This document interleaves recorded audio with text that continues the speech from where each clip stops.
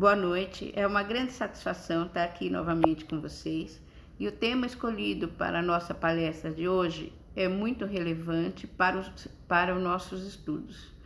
É a Lei de Justiça, Amor e Caridade. Vamos lá aprender? Eu trouxe primeiramente um trecho do Livro dos Espíritos relativo à questão 628.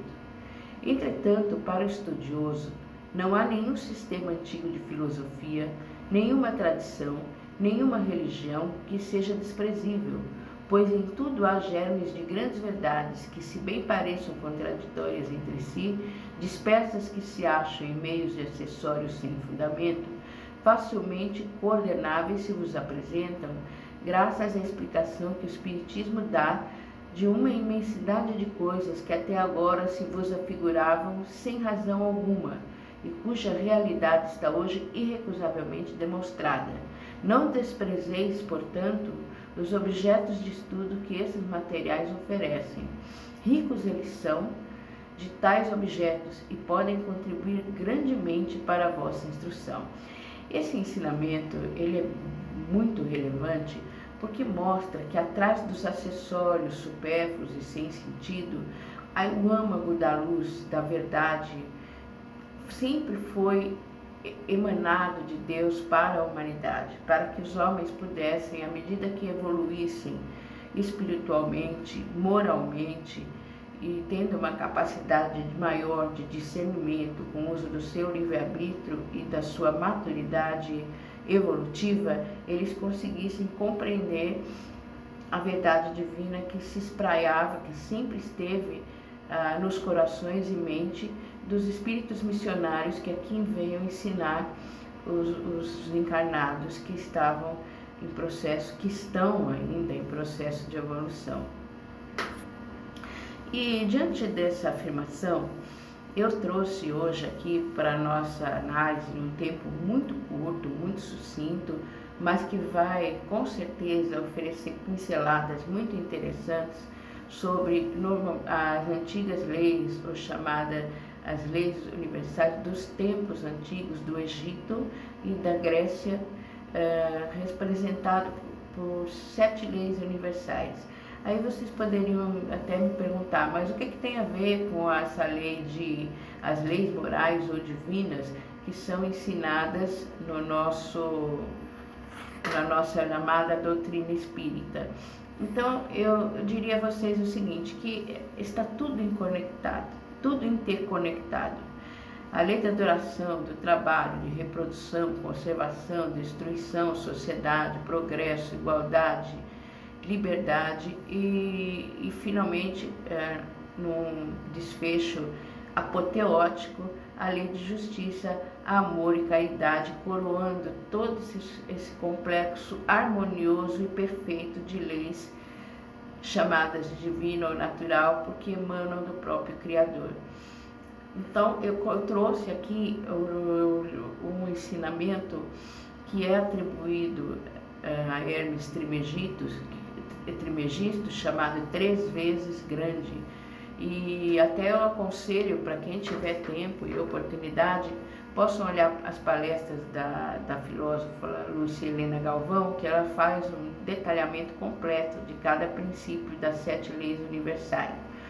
Eu trago aqui realmente apenas no aspecto da sua essência, que possa ser comparado à luz da doutrina espírita e a aplicação dela nas leis morais ou divinas. Então, a primeira que nós temos aqui é o mentalismo.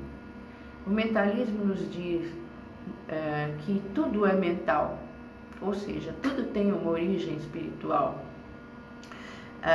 O Deus que nós espíritas temos a definição trazida pelo nosso amado codificador no livros dos Espíritos, né? que Deus é a causa primária, a inteligência suprema, a causa primária ou primeira de todas as coisas. Então veja que a origem, ela transcende a matéria e tem o cerne espiritual, mentalista. Tudo vem da causa primária da inteligência suprema. Depois nós temos a chamada lei de causa e efeito, que é muito usada para nossa codificação no aspecto que nós analisamos a lei rítmica, a lei das reencarnações, ou a lei entre aspas, né, o nosso karma está ligado aos nossos atos e às consequências que eles trazem. Até nós sempre brincamos, né, que nós somos livres para as escolhas e escravos das consequências, porque o efeito perdura de acordo com a lei e não de acordo com os nossos caprichos. Se a causa que é gerida pelo nosso liberdade, pela nossa, justamente aqui, a lei de liberdade, porque a lei de liberdade traz no seu bojo a lei de livre-arbítrio. Então está aqui, né, na penúltima linha. Nós temos o livre-arbítrio, nós temos a liberdade, mas as consequências dos nossos atos entram nos efeitos, que também está ligada às leis divinas. O efeito ele perdurará independentemente dos nossos caprichos imaturos, dos espíritos ainda simples em evolução. Então depois nós temos uma lei que é chamada lei da correspondência.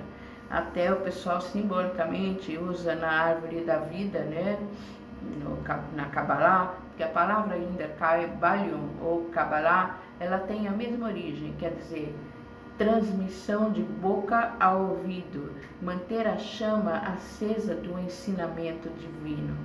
Então, lá na árvore da vida é dito que tudo que está em cima é igual ao que está embaixo.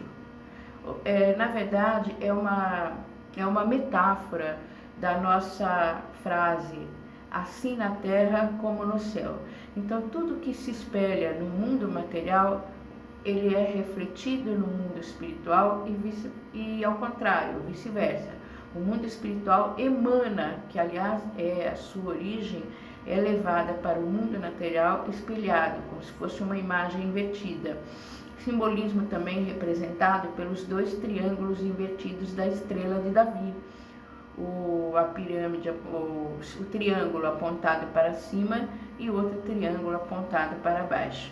Então esse seria o simbolismo da lei de correspondência, assim na terra como no céu.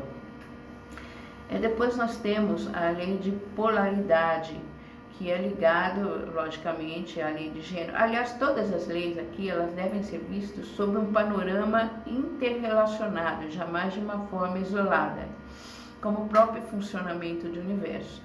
Para a lei de polaridade, eu até lembro para vocês um vídeo muito bonitinho, entre aspas, né? Bonitinho porque é uma propaganda falando do pequeno Einstein, que ele estaria quando jovem, quando menino, ensinando o professor. E ele começa com uma pergunta: mestre, existe o frio? Claro que existe, fala o mestre. Você não sente o frio quando vai para casa numa tarde mais fria? Ele falou, mas não existe. Existe a ausência de calor, no que se traduz de uma sensação ilusória do frio.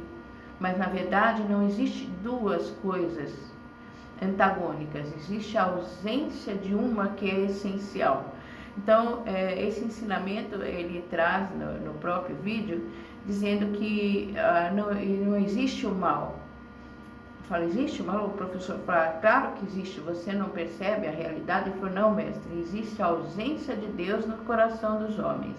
Então essa lei de polaridade mostra que às vezes não há uma dicotomia aparente, que às vezes sentimentos diversos como amor e ódio, o ódio não vem do mal, mas vem da ignorância.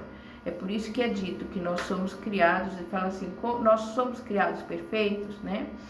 Nas questões que Kardec formula aos espíritos, ele fala, não, os espíritos são criados simples e ignorantes. Então não existe mal, existe a ausência de conhecimento que deve ser aprendido paulatinamente. A lei de gênero, ela nos ensina que tudo é aparentemente dual. Eu digo aparentemente por causa da própria explicação que eu dei agora há pouco na lei de polaridade.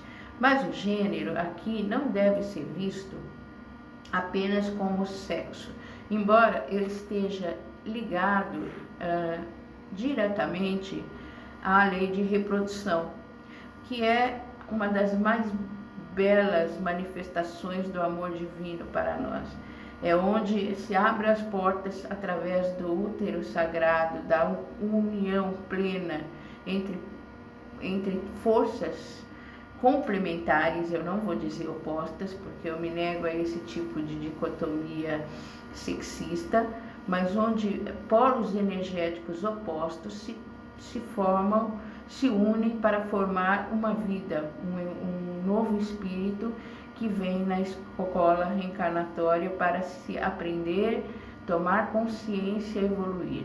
Então aqui a lei de gênero, ela não apenas se traduz para a reprodução em si, mas ela se perpetua em vários níveis espirituais, onde o símbolo sagrado do Graal, que seria o útero, ou a grande lança, que antigamente era representada pelo símbolo fálico, representa forças cósmicas que impulsionam, aí vem as outras correlacionamentos de energia, pela lei de vibração e a lei de ritmo e a lei de correspondência, ao aprendizado evolutivo. Então, enquanto a lei de correspondência nos dá, por exemplo, uma analogia do funcionamento de uma célula com o sistema solar ou com uma galáxia, a vibração e o ritmo nos ensina que tudo está em movimento, tudo vibra. E aí eu já explicando a outro princípio, e tudo vibra num ritmo harmônico, onde há uma vibração e uma sensação de pêndulo, quer dizer, a polaridade leva uma tendência para um lado, uma tendência para o outro, num ritmo de pêndulo. Por exemplo, as marés, as fases da lua, as estações do ano, tudo é um ciclo onde o ritmo, a vibração e a correspondência de leis vão formando o mundo manifesto. E então nós temos aqui um muito rápido apanhado das leis do Kybalion. E aí, vamos aqui agora para as leis morais, divino ou natural, nós temos então a dinâmica do universo, né, que nós acabamos de ver. Por exemplo, essa vibração, hoje nós espíritas usamos muito para comentar, por exemplo, quando uma alma, um espírito desencarna, faz a sua passagem, nós dizemos como é a densidade do perispírito, como ele estava, o seu estado mental e perispiritual quando ele desencarnou. Aí nós até às vezes vemos nos livros psicografados pelo nosso amado Chico, expressões tipo mais densos ou menos denso, um perispírito mais evoluído no sentido vibratório. A nossa própria colocação da palavra orar, nós muitas vezes comentamos, vamos vibrar. E a vibração, ela traz, convida para nós, nos expressa a lei de sintonia, que hoje em dia é muito usado por alguns aí estudiosos falam de lei da atração, mas é algo muito mais profundo, porque a lei de sintonia, ela faz espíritos afins se atraírem vibracionalmente, né? Harmonicamente, não apenas por gosto, mas por própria densidade vibratória, mental e espiritual. Então, nós vamos vendo aqui agora um pouquinho das leis aqui na ordem.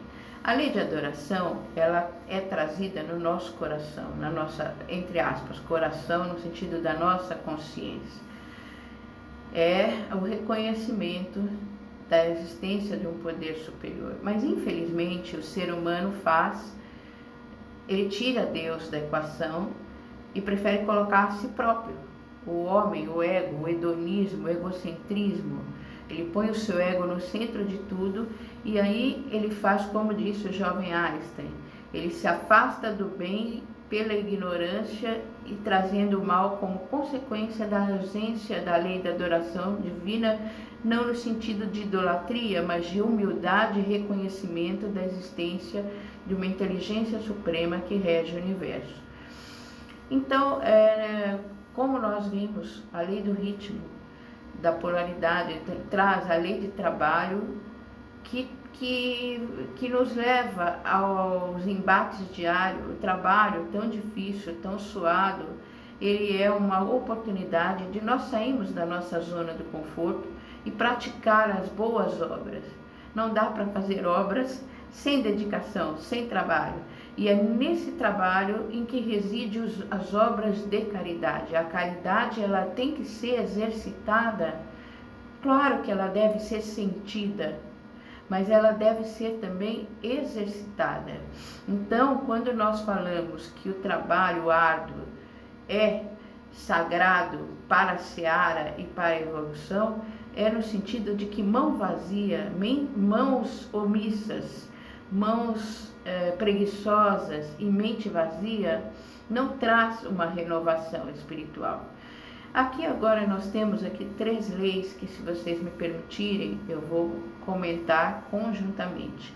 Aí você vai dizer, mas Patrícia, você não ia falar da lei de justiça, amor e caridade? Por que você está dando essa pinceladas tão abrangentes? É para que justamente a lei de justiça, amor e caridade, como eu disse, ela é a coroação de todas as leis trabalhando em harmonia. Ela é como se fosse o maestro de uma grande orquestra. Agora, quando nós vemos aqui a lei de reprodução, conservação e destruição, é quase impossível não vir à nossa mente a tríade, o trimurti, né, que eles falam, a tríade hindu, que é Brahma, Vishnu e Shiva. Então, Brahma seria o criador, Vishnu, o conservador, e Shiva, o destruidor. É exatamente a tríade dessas 3 leis, criando uma harmonia perfeita como o Tao, o Yin e o Yang. É um equilíbrio perfeito entre o criador, a força de conservação e a força de... Eu nem vou colocar a palavra destruição aqui, eu vou colocar renovação, é transformar para mudar. Então, enquanto existe uma lei de conservação, a lei de destruição, ela transmuta tudo, inclusive o nosso corpo, que é simbolizado pelo nascimento, vida e morte, para que se renove novos ciclos rítmicos e energéticos, né, harmônicos, venham até nós e o nosso aprendizado continue. E como falei antigamente, agora há pouco, né, o espírito de liberdade está ligado ao livre-arbítrio. Mas quando você tem a liberdade, está contraposta a essa lei universal, a lei de igualdade ou de isonomia, no sentido de o que é igual é a oportunidade. Deus faz o sol brilhar para todos, as oportunidades espargir, crescer para todos, estar ao alcance de todos, em todas as belezas que estão à nossa volta. Mas você não pode ter liberdade sem lembrar da igualdade, porque é aquela velha frase muitíssimo usada quando uma mãe orienta um filho ou o pai orienta um filho. A sua liberdade termina onde começa a do outro. Então, o senso de igualdade nos ensina que se você tem uma liberdade, o outro também tem. Então, sua liberdade vira um dever de respeitar a liberdade do outro. Então, não existe uma liberdade plena, senão ela se torna libertinagem. Nesse aspecto, as leis morais é chamada de divina justamente por isso que elas são perfeitas. Elas não estão em evolução como as leis humanas, que ainda estão em estágio de espelhar toda a nossa imaturidade espiritual, a nossa imaturidade evolutiva.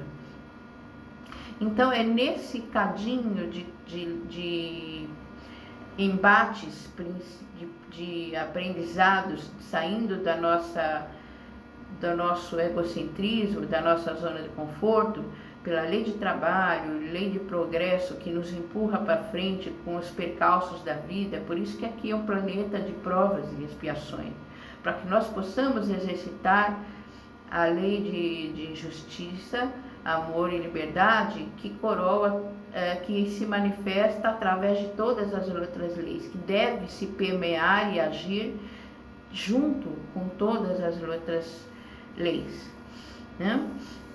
Então, agora, nós finalmente vamos agora abranger o aspecto do amor na sua plenitude, com a justiça num lado e a caridade do outro, fazendo uma triangulação perfeita de harmonia, que seria a lei em perfeito equilíbrio e ritmo.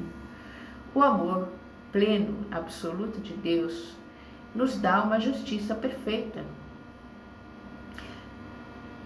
E essa justiça perfeita, ela não deve ter o sentido, por exemplo, que é infelizmente ainda a visão da lei humana imperfeita, que é a justiça associada à vingança. Jamais se há justiça à vingança, porque a vingança ela é feita de instintos, de paixões primitivas, de dores, de ódio, e o ódio é ignorância. Então jamais você dará a justiça na sua justa medida quando você é motivado pela vingança, pela ira, pela frustração ou pela raiva. Então, aí você me diria, então real caridade é abolir a justiça? De modo algum. De modo algum. Embora nas nossas leis humanas e imperfeitas haja a ideia de punição, que infelizmente é associada a castigo, a punição, ela jamais deve ser vista como um castigo, nem como um peso. Ela deve ser vista como uma oportunidade de reparação e de demonstração de amadurecimento. Mas a justiça tem que ser feita.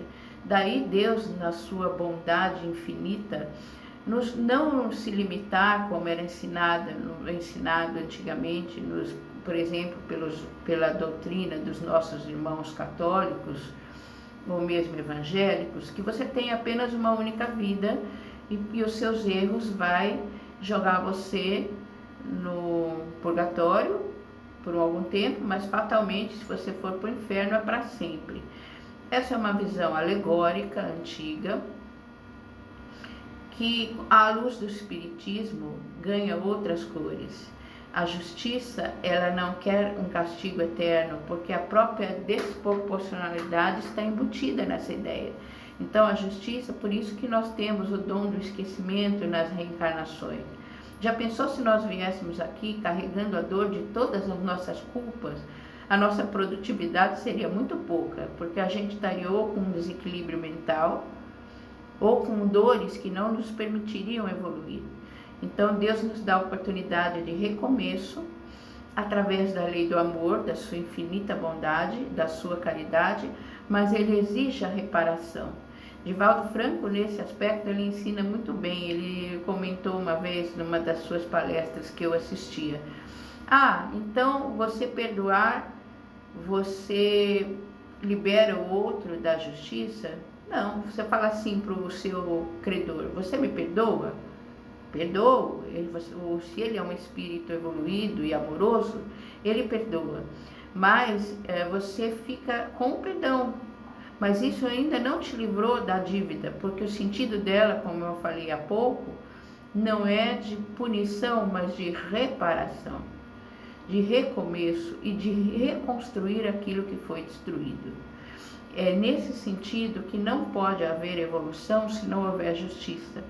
Relembrando um pouco a lei humana, mesmo entre nós, os espíritos imperfeitos ainda em evolução, nós sabemos que uma mãe ou um pai que permite tudo a um filho, ele cria uma permissividade destrutiva, que não vai fazer a criança crescer. A punição no sentido educativo, ela é necessária e não pode ser dispensada. para que seja ensinada a lei de responsabilidade. Justamente fazer respeitar a lei de igualdade, a lei de sociedade e a lei de trabalho. Então, nesse aspecto, a tríade amor, justiça e caridade, ela é o grande maestro que coroa todas as leis que permeiam e fazem o mecanismo maravilhoso criado pelo nosso amado Deus e tão bem ensinado por Jesus aqui nos princípios evangélicos. Eu estou aqui à disposição. Quem desejar, eu posso até depois colocar nos comentários o meu e-mail para alguma pergunta, algum comentário. E eu desejo a todos uma noite abençoada, horas de muita paz, muita luz com a família e serenidade para enfrentar todos os problemas com sabedoria, baseados em justiça, amor e caridade. Até mais.